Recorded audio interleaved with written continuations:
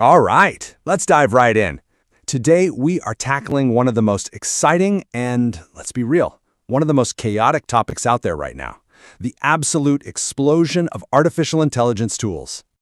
So, if you've ever felt like you're trying to drink from a fire hose when it comes to AI, you are definitely not alone. I mean, there's a new tool, a new app, some new game changer dropping practically every single day. It's a lot.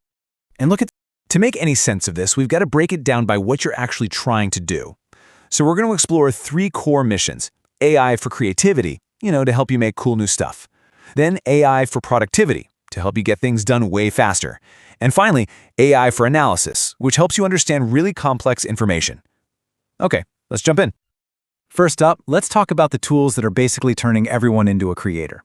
Seriously, think of these less as tools and more like your brand new creative co-pilots. They're ready to help you brainstorm and bring ideas to life in ways that, just a few years ago, felt like straight-up science fiction.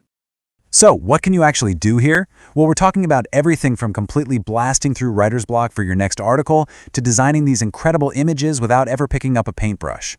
You can even produce cinematic video clips or build gorgeous slide decks from just a single sentence. It's basically your imagination, just amplified. And here are some of the heavy hitters in each field. For generating images, you've got powerhouses like Midjourney. For writing, tools like Jasper are pretty much becoming the industry standard. Video generation is just exploding with names like Sora. And yes, even the dreaded presentation is getting a massive upgrade, with platforms like Tome and Gamma, which can turn a simple idea into a polished deck in minutes. It's wild. Okay, so from creating new things, let's shift gears to our second category: AI for productivity. This one is all about getting back your most valuable resource, your time. These are the tools designed to just automate the boring stuff and streamline your daily grind. Just think about all those little tedious tasks that eat up your day. Well, these tools are built to make them vanish.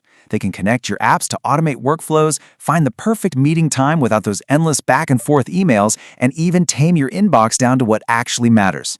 Oh, and they'll transcribe your meetings so you can just focus on the conversation. And here are the specialists for the job. You've got Zapier and Make, who are basically the kings of workflow automation. They're like digital glue for all your software. Calendly has already saved millions of us from scheduling headaches. And for meetings, tools like Fathom and Fireflies are becoming essential, creating perfect notes and summaries all on their own. This is all about working smarter, not harder.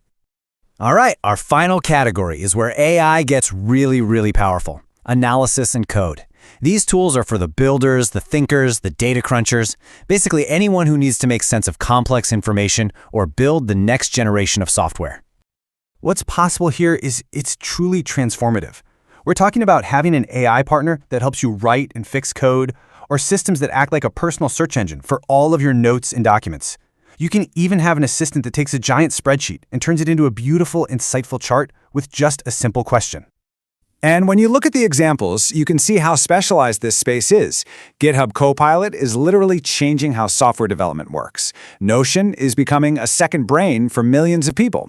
And of course, the big chatbots like ChatGPT and Gemini are at the very core of all this, providing the engine for these super complex queries. This is really AI as a true intellectual partner. Okay, so that was a whirlwind tour. We've taken that giant, overwhelming map and we've put some order to it. But a map is useless if you don't know where to take that first step. So, the real question is, how do you actually get started with all this? It's actually way simpler than you think. First, just identify one thing. What's that one bottleneck in your work or your creative life? Is it writing emails, staring at a blank page, scheduling meetings? That's your pain point. Second, match that problem to one of our three categories: creativity, productivity, or analysis. And finally, and this is the most important part, just pick one tool from that category and start playing with it. Don't try to learn 10 at once. Just start with one. So there you have it. We've gone from a sea of confusion to a clear, categorized guide. We've laid out the landscape and given you a super simple plan to start your journey. So the only question left is, well, it's the most exciting one of all. Now that you have the map, what will you build?